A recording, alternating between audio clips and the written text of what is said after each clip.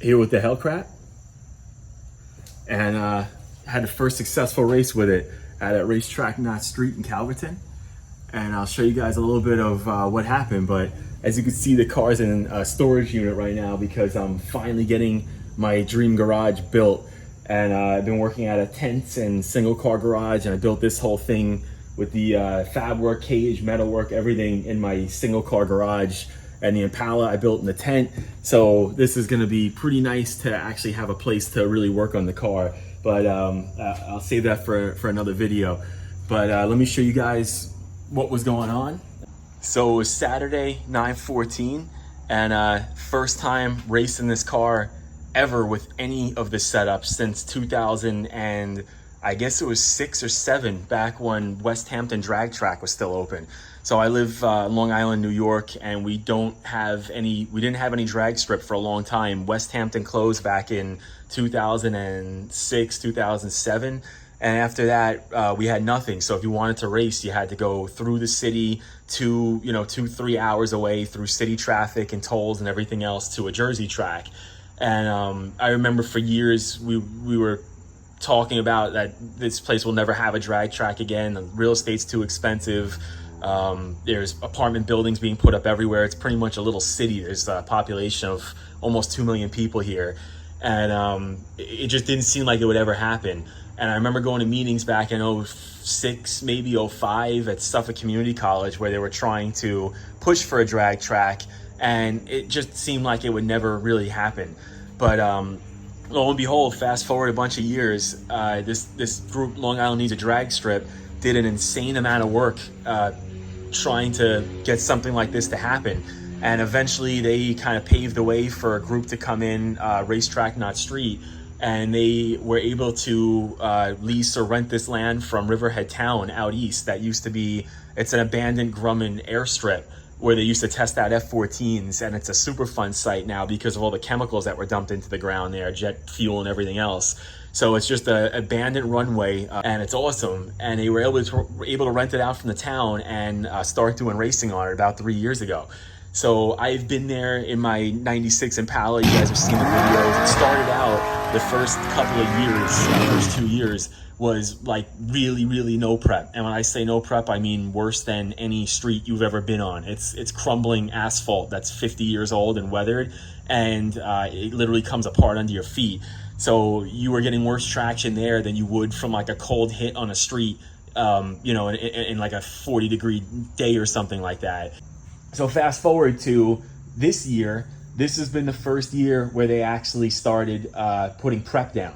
So they were allowed to use prep. They got, first there was like an environmental concern, but they allowed them to put the prep down.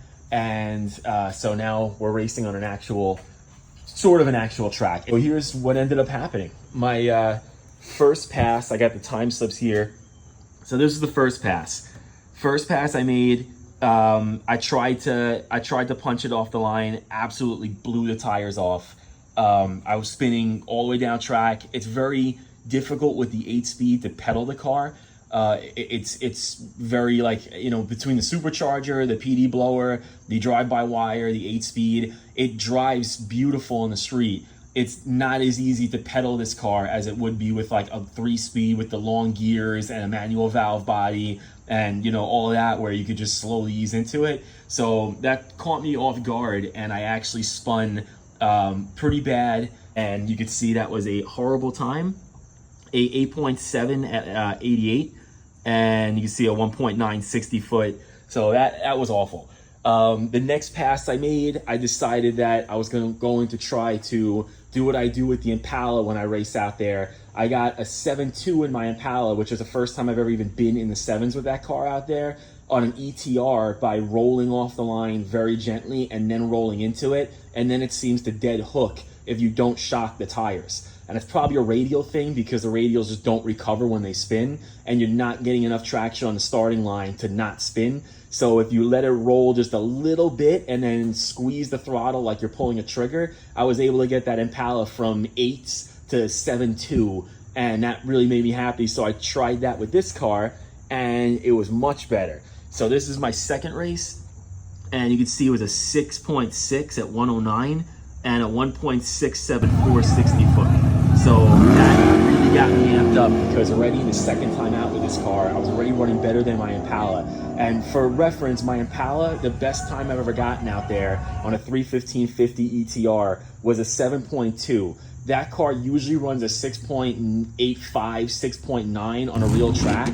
And that's with a gentle launch on a real track too, because it's not really set up to drag race. It doesn't hook that great. But that car runs about mid-10s, like 10.6 at 130. So me doing a 6.6 in this car, easing out with it, really got me excited because I knew now that this is definitely faster than the Impala. It's you know, at this point, at that point I realized, like, all right, this has got to be low 10s or better. So then I went back up there for a final pass before everything closed, and this is where I really got excited.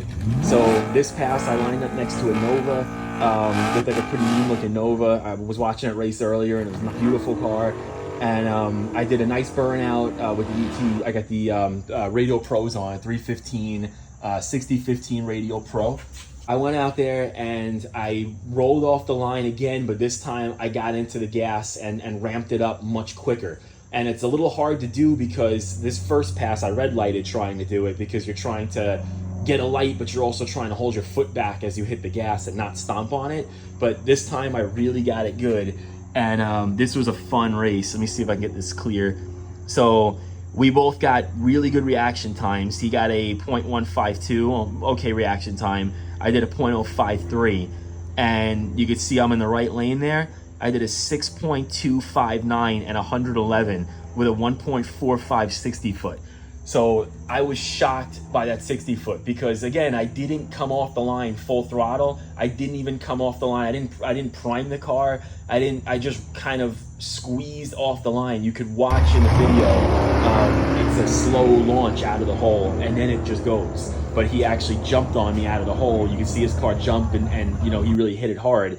But I was pretty happy with that because I think that definitely means the car is going to be solidly in the 9s when I get it to a real track. And if I start actually working on getting it to dead hook from the dig, I think this car will probably go hopefully 950s. So that's it. I'm going to put the videos in here. And I just want to give a big shout out to AJ Burge from Hemi Fast Performance. He was formerly Hemi Tuner Performance. He tuned this car. He put a ton of work into getting the drivability right. You know, just it's so nice driving. Before this race, I drove it about an hour to Belmore Car Show, and it just cruised so nice. I've been cruising on the highway. It's like a new car. You can do 80 with traffic. You can drive around town. Everything feels so great. And then obviously getting down track, it's really working pretty well. And I know he put a lot of time in it, put on the hub dyno, so he was getting a lot of the transmission tuning down in the hub dyno, and it's definitely shows that it's coming around. So I'll show you guys the videos, and that's about it.